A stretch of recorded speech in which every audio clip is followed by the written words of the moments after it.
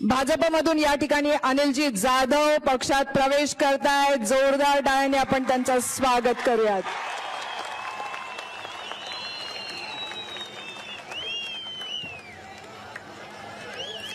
तसेच या ठिकाणी पक्षाच्या वतीने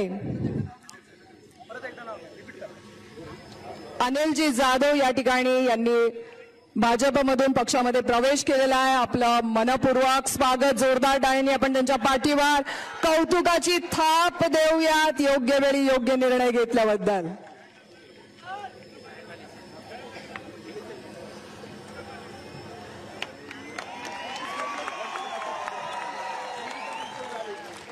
मी माझ्या प्रत्येक कार्यक्रम नाही ते बोलतायत साहेब, खरं तर मी आज मला खरंच डॉक्टर बाबासाहेबांना तुम्ही पाहिलं नव्हतं, पण आज तुमच्या आज या दर्शनाने असं वाटतं की डॉक्टर बाबासाहेबांनी खरंच पाहिलं मी। कारण की साहेब हा व्यासपीठ एवढा मोठा आहे की मी फक्त पुढं राहून फक्त भाषण ऐकलं, तर मी स्वतः आज मला तुम्ही एवढी मोठी संधी दिली की या व्यासपीठावर बोलायची। खरंच मी मला पण तुमचं धन्यवाद मानेन साहेब। मला तो इम्पॅक्ट हवाय। या पिंपरी चिंचवड शहरामध्ये आपलं आगमन झालं। आगमन होत असताना मी अनेक एका पक्षामध्ये काम करत होतो साहेब। काही जबाबदारी माझ्यावरती असायच्या, त्या जबाबदारी असायची होती की अनिल जाधव आपल्याला गाडी भरून लोक आणायच्यात। पण साहेब खरं मी तुम्हाला मनापासून सांगतो, गेले मी 8 दिवस या आम्ही सगळे अध्यक्ष प्रदेशाध्यक्ष साहेब आम्ही एकत्र काम करत असताना अंदर मावळ पुण्यातून खेडेगावातून आणि शहरातून ही लोक स्वतःची खिशातले 2 रुपये घालून मी म्हणलं काय गाड्या बिड्या करायच्यात का, मला ते सवय लागली होती साहेब गाड्या करून इथपर्यंत घेऊन यायचं। पण ते म्हणलं की आमच्या पक्षामध्ये तुम्ही जर असं करत असाल तर खरं आमच्या पक्षावर फडकू पण नका, कारण की तुम्ही सवय लावले की परत तेच मागचा पक्ष परत आमच्याकडे उभून येईल। साहेब महाराष्ट्रात वडार समाज ही 1 कोटीच्या आसपास आहे आणि माझी आई वडार समाजाचा प्रदेश अध्यक्ष आजही आहेत, ते काम करतात त्या पक्षामध्ये। पण साहेब वडार नाव सुद्धा वंचित ठेवलंय। मग असे आता माळी समाजाचे एक धडाडीचे कार्यकर्ते असे जोरात बोलले, पण या महाराष्ट्रामध्ये वडार समाज पण एक थोडं तरी साहेब आज गड किल्ले जर पाहिलं तरी वडारांनी घडवलेले साहेब। साहेब आज मी खरं तर व्यासपीठावर पहिले सगळ्या महापुरुषांचे नाव घ्यायला पाहिजे, पण तेवढी संधी नाही भेटली साहेब। महापुरुष मी तुमच्या आज या दर्शनाने पाहतोय। डॉक्टर बाबासाहेबांची पूजा करत असताना ही फोटोची पूजा करतात, एका स्मारकाची पूजा करतात। पण अहो आपल्या रक्तातलं ह्या रक्ताची पूजा करा, पुढे वाया जाणार नाही आपण।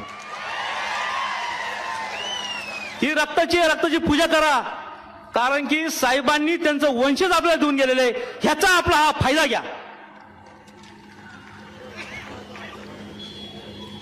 आता कुठल्याही पक्षात काही मला बोलायचं नाही साहेब, कारण की कुठल्याही पक्षाने मी कुणाच्या याच्यावरती मला टिकणी काय करायचं नाही।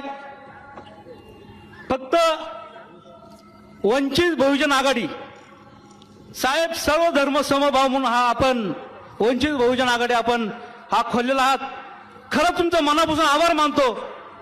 आताही आमचे औरंगाबादचे आमदार साहेब म्हटले की आपल्याला कुणाची गरज नाही, संविधान दिलं, त्या संविधानाच्या विचारावर चला तर तुम्हाला कुणीच अडवू शकत नाही।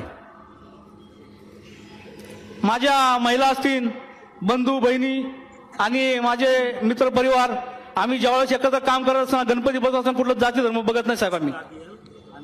पण ज्यावेळेस इलेक्शन आणि ज्यावेळेस आमच्यावरती काय आम्हाला हवं असं ज्यावेळेस जात म्हणून साईडला फेकलं जातं साहेब, ही बंद व्हायला पाहिजे।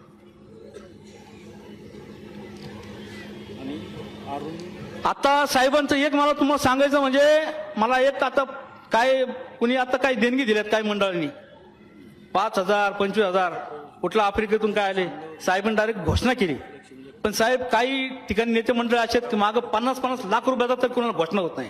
आज 5,000 तुम्ही घोषणा करताय. साहेब हे तुमचं चारित्र्य आहे, हे तुमचं सत्य आहे आणि तुम्ही लोकांपर्यंत दाखवता.